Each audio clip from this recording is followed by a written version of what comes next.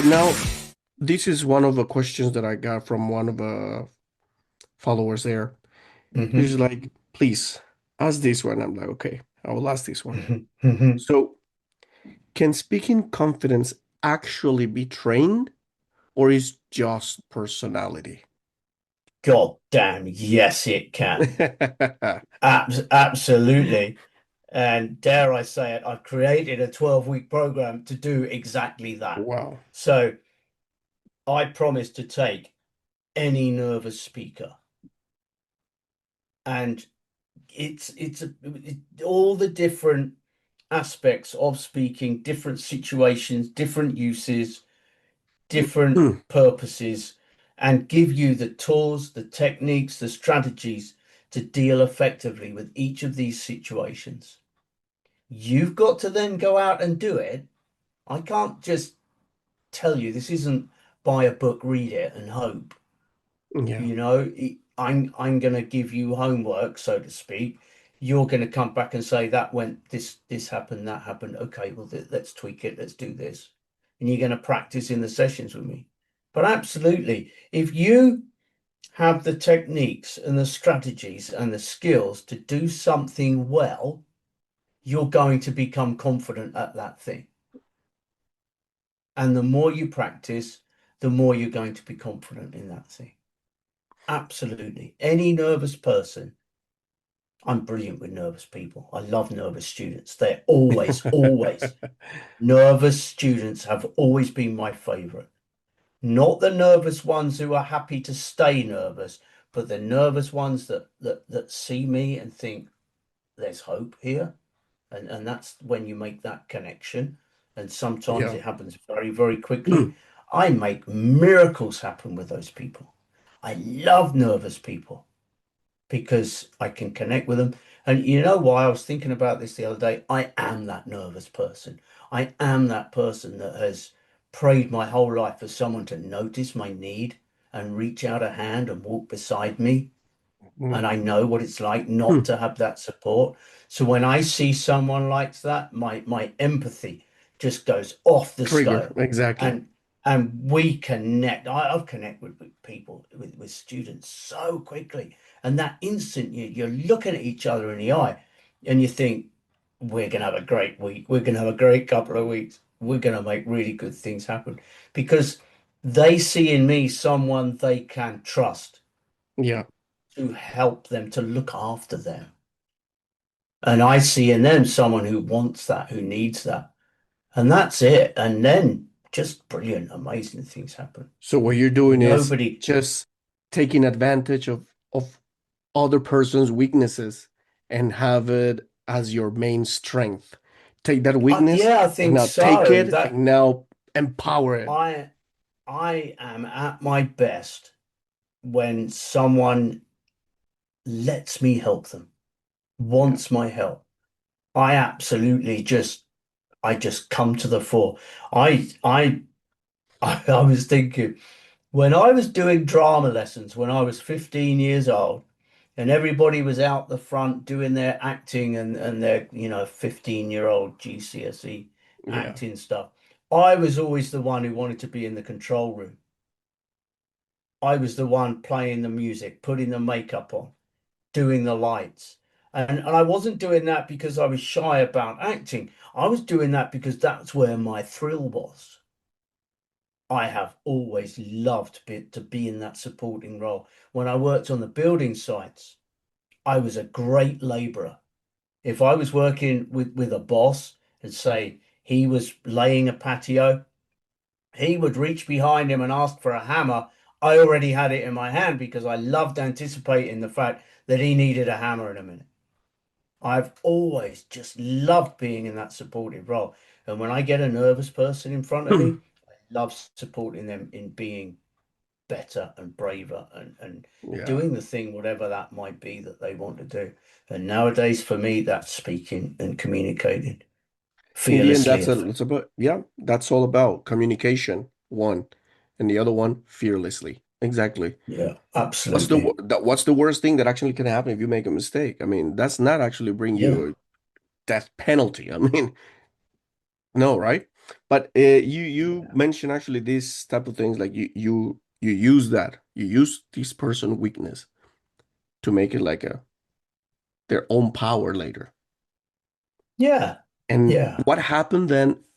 Because that brings me to the introvert and extrovert students. Hmm. Is it quite the same, or you use something different there? What about any? Because an extrovert, it's something that very easy, you know. They're extroverts, they don't care, they talk and blah. But the introverts, not only because they are scared about making mistake, but they're very introverted. They don't like speaking that Yeah. much. Yeah. So, They don't want to be the center of attention, do they? And I am yes. the world's biggest introvert. And you would never Oh, know it. You would never know it to see me at the front of the room. But that's because cannot believe it. I really like to be in Wow. charge, because if I'm in charge, I'm comfortable. If I'm not in charge, I'm not comfortable. Mainly because of the empathy thing. So if I'm not in charge, I see the person that is in charge failing to notice people who need them to notice them. That Mhm. moment of nerves goes by because that person hasn't noticed it. If I'm in a room for with 30 people, I'll tell you exactly how any of them feel at any 1 minute in the whole lesson, because I'm so in tune and connected with them all. So I am that introvert, and that again, you connect with people, you understand what they need, what they want. You Exactly. see somebody needs to move, they don't need to tell you. You can see it. If you're paying attention, you can see they're not comfortable. You can move them to somewhere where they are. Mhm. And when people see that you genuinely care in that way, they will speak for you. They will make that effort for you. They will come out of their comfort zone for you. True. It's about having that person in front of you that you can trust. And Exactly. if you have someone that you can trust, who empathizes with you, you can do anything. You can achieve anything. That's it. Yeah, that's the long story short, and you did it. You made Isn't it. You it? nailed it. Exactly. And so this one, this question, the following question that I want to make, it's Hmm. actually a bonus because I'm inviting actually all my listeners and followers to those one who are still in that zone of being anxious, Yeah. scared, afraid of speaking. This question that I want to ask you is related to what you do, so they can have a little bit of what you actually do during your class. So, for example, Yeah. what is one practical technique learners can use today to reduce speaking paralysis? This is just like a bit, like a teaser of what you actually do in your class. Okay. Can you give me a context? Where are they speaking? When are they speaking? Or are you just talking generally at any time? Let's say uh, he is actually a person, he's an adult learner. He wants to speak a little bit more in his job. He is an English teacher, but he still have this fear Is this in the classroom? in the classroom, not with the students, but with the adults. When he's in this type of English Th- meetings, there is So always stays there. with colleagues? Exactly. Okay. So in the staff room with his colleagues, Yes. doesn't want to speak up. Yeah. Okay. Which is weird because it doesn't happen with the students, you know? Yeah. So how would you apply a technique so he can actually use it Okay. right now, for example? So I think what he needs to do is practice in his own mind in the meeting. So close your eyes, imagine you're in that meeting, and say what you want to say. Mm, This is at home in the privacy of your own home, but say it out loud, speak it out loud, and do that often so that your mind and your body becomes comfortable with that context, with that situation, and practice that. That will begin to get you used to doing it so that when you actually get in there, there's a part of you that feels like I've done this before, this is okay.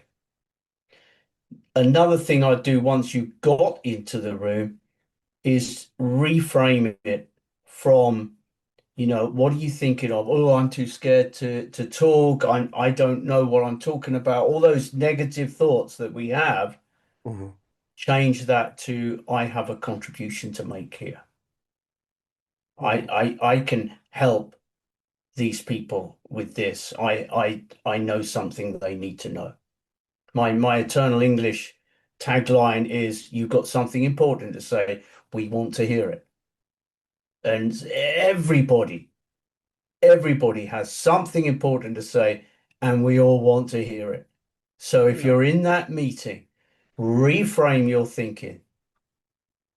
And then, of course, your next step is you've got to attract the attention, you've got to stop the conversation, and you've got to speak. So then I would keep it simple, I would keep it short.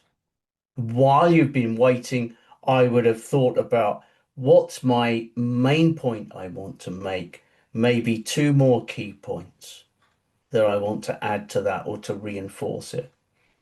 I talk a little bit about I did a video recently. Imagine when you're speaking, to imagine that you're reading an essay. And the idea was punctuate your spoken word the same way you would Mhm. punctuate your essay. So think about your key points that you want to make. It's there in front of you in your essay. And then attract attention. A very easy, non-threatening way is just to put your hand up until someone acknowledges you. That's non-threatening. You don't have to assert yourself too much. You don't have to, hey, hey, hey, I've got something. You don't have to do any of that. You can add excuse me to that. If anyone wants to interrupt you once you've started, that's a very powerful signal. And if you really want to be brave, you could say, I can't hear you while I'm talking. And I love that. I can't hear you while I'm talking. So again, we go right back to the beginning. The only way you are going to get better at that is by doing it.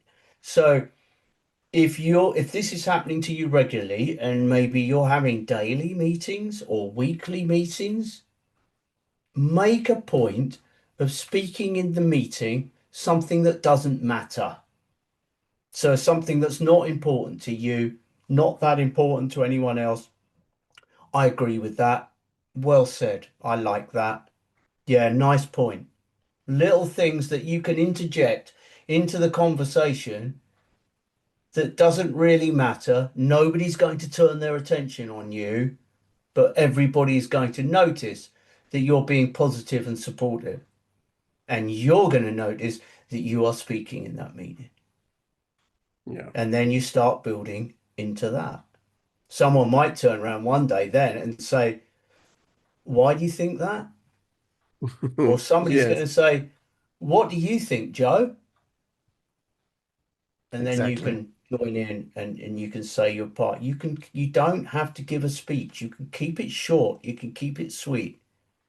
And you do what you are comfortable with, but always be aware that you need to be pushing yourself a little bit, because the Mhm. comfort zone is the killer for all of us. And if we're not pushing outside of our comfort zone, we're going to stay where we are. We're going to live in fear, and we're not going to accomplish anything that we want to accomplish.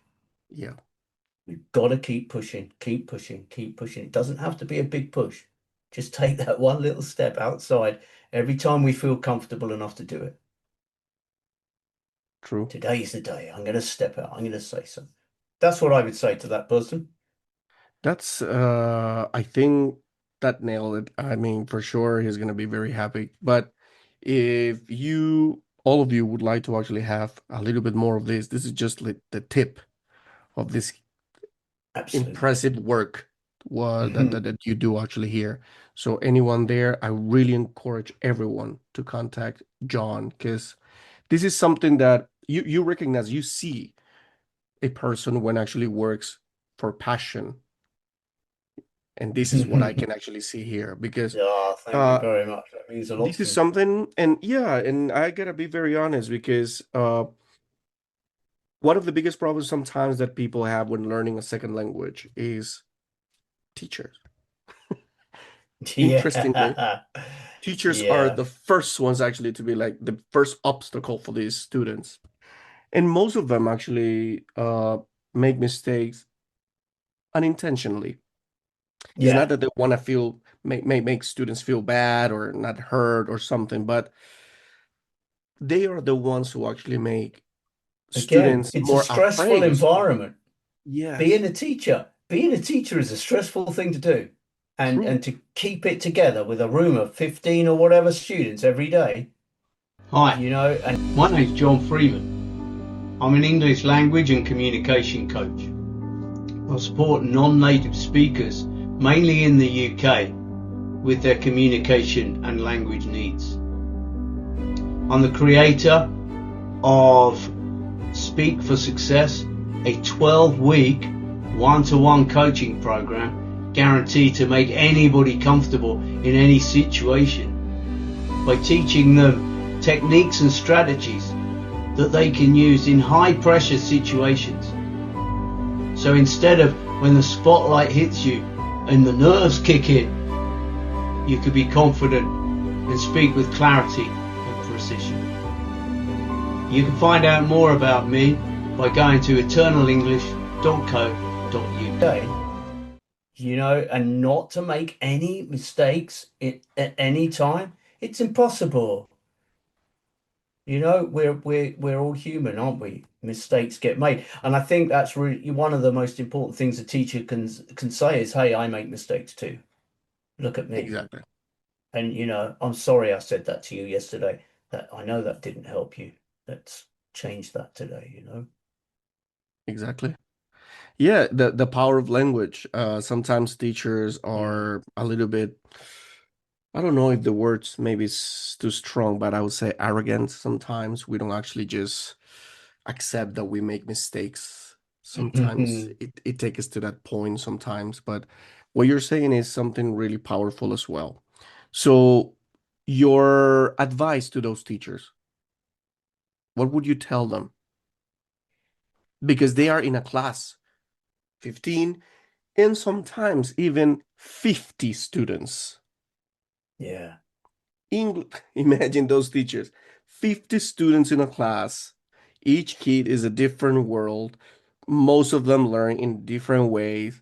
None of them actually come from the same type of a family If way you're of if you're working for a school that thinks so little of their students that they've got you in a room with 50 people, then you should care as much as that school does because it's impossible for you to care for all those people. So you need to give yourself a break and forgive yourself because all you can do is the best you can do. yeah, And that's an impossible 50 people, that's an impossible situation. Nobody's going to learn well in that situation. Completely waste of time for everybody. And if you really want my advice, I wouldn't work there.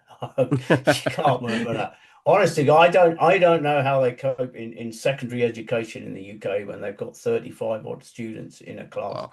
Because for me, yeah, I've done 23, I think 24 students was my biggest class. I Mhm. start getting uncomfortable after 15. You can't give people the attention they deserve after that Exactly. number. So I think I've always had a couple of things right. I started teaching in 2014, and I've always, right from the beginning, thought I'm the most important person in the room. And I'm going to set up the room how I want it. I'm going to teach my class how I want it. Because if I'm happy, they're going to be happy. The I've reflection, exactly. always, I've always done that. And I think sometimes some of my biggest problems have been where I just haven't been able to get through to students and shift their attitude. And it's really bothered me. And I've had more experienced teachers have said to me, you care too much. Stop worrying about it so much. And it is always, if you let it go, you can't help everybody. Give the best to your student who wants it. I just, it's self-preservation. It's your Exactly. own sanity. It's your own stress levels. Teaching is hard. We don't have to make it any harder for ourselves than our employers make it for us. So we need to give ourselves a break a little bit and be kinder to ourselves. True. That's that's what I think. Yeah, and I couldn't agree more because the system right now it's actually a little by little collapsing. It's just like playing Jenga. The whole system is collapsing in that sense, and most of the teachers feels a little bit alone in that sense. 50 students, 30 students in a classroom is exactly what we've been actually talking in this podcast right now. At the beginning, we were talking about the one-on-one classes. Some people believe that no, it's because you want to make profit of it, but it's not like that. If we actually compare a 50 student class with a one-on-one class, it's a different story. It's completely I can't, different. I cannot imagine being in a room of 50 students. I Mhm. just, I've never come close to that. It's just incredible, the thought of that. Yeah. And imagine being, and not only in one class with 50 students, but being in that class for 8 hours, Yeah. 7 hours straight. Yeah, yeah.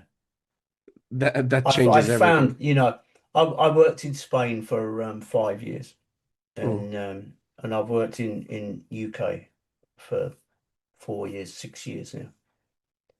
Well, it's not too bad in the UK, but I what I found in Spain was that the owners of the schools are all like, we've got these rules. You must do this, you must do that. The students are the most important people. You got yada yada yada yada yada, and the rules are like a mile long for teachers until it doesn't suit the owner.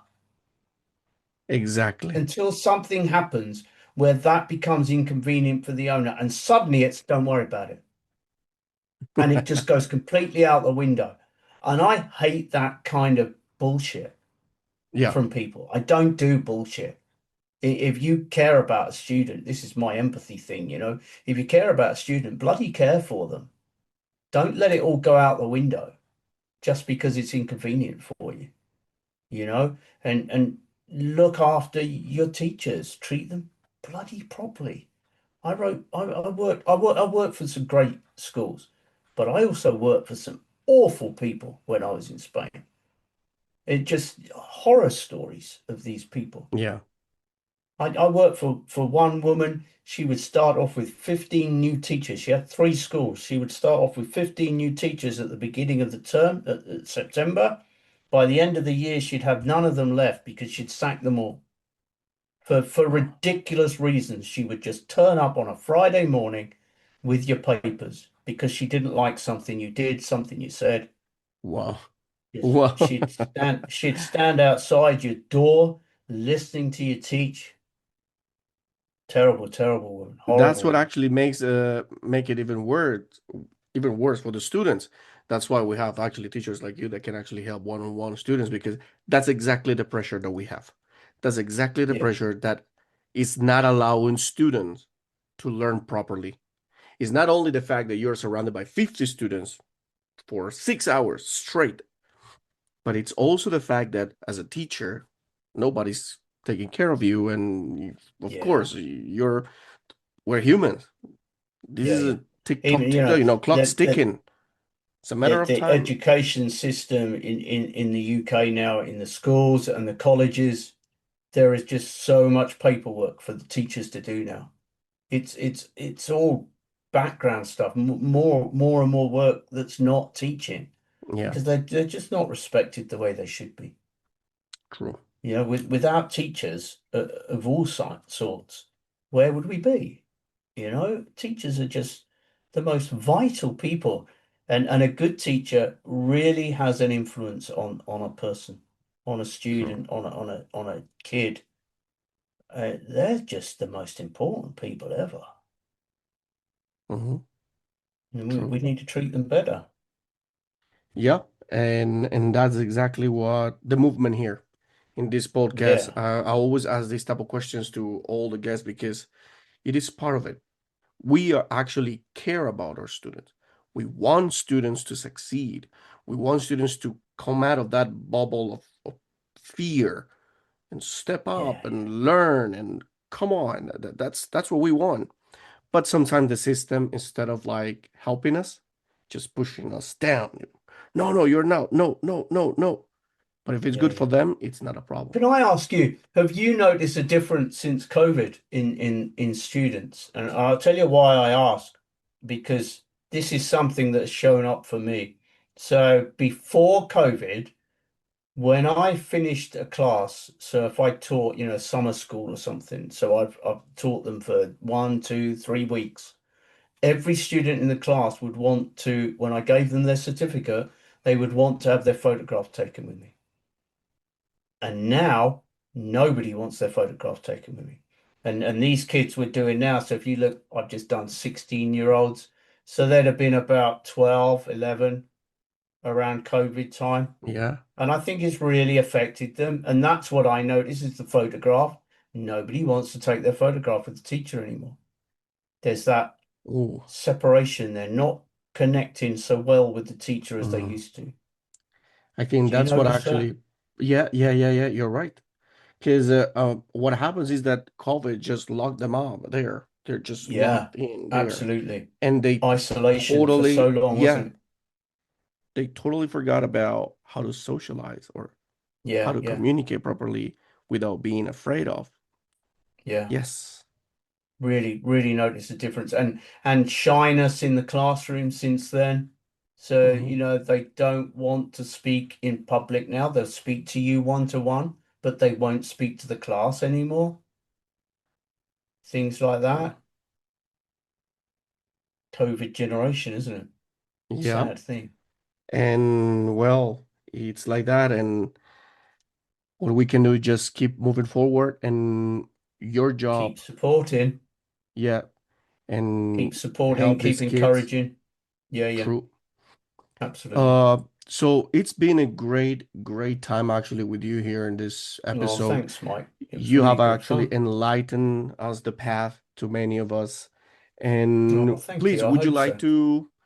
to help us by telling us your social media? Maybe how can people find you? For sure. I'm on LinkedIn. Um, John Freeman. Come find me. I'm on Instagram, at John Freeman English Coach, I think it is. You've got the links for both of them. Yeah, we've got eternalenglish.co.uk if you want to know Perfect. more about me and my work. And I'm always doing free workshops and once a month. And I've just literally been creating my next one this morning. And the next free workshop, free webinar, sorry, is going to be something like very early days at the moment, something like uh, stop hiding yourself when you speak. And Hmm. it really is. It's all about everything we've just been talking about this morning. It's about how that fear makes every bone in our body, every cell in our body want to hide Yeah. when we can't hide and we're there, we have to speak. So it's all about why that happens, how to overcome it. There'll be a free Amazing. reset, everything in it. It's going to be really great. And that's absolutely free. So if you link up with me on LinkedIn, you'll get notified of that when I set the date later. Amazing. I'm gonna actually just leave all the links in the comments Yeah, here, thanks, and Mike. That's brilliant. every post that I'm gonna be posting throughout next week because this episode will come out on Tuesday. So Lovely, Tuesday lovely. and Thursday, we're gonna have two parts. So throughout the week, I'm gonna be posting and I'm gonna be quoting certain things that you actually said Oh, here, that's fantastic. and we're gonna have it. So hopefully, I've I've people been and the I've been on people Mike's podcast. I think I finally made it. we made it. Success is here, man. Yes, exactly. Thank you very much, John, again. Thank you, And Mike. That was great. Thank you, everybody. this is your home. Anytime, you're welcome. Thank you very much. Thank you.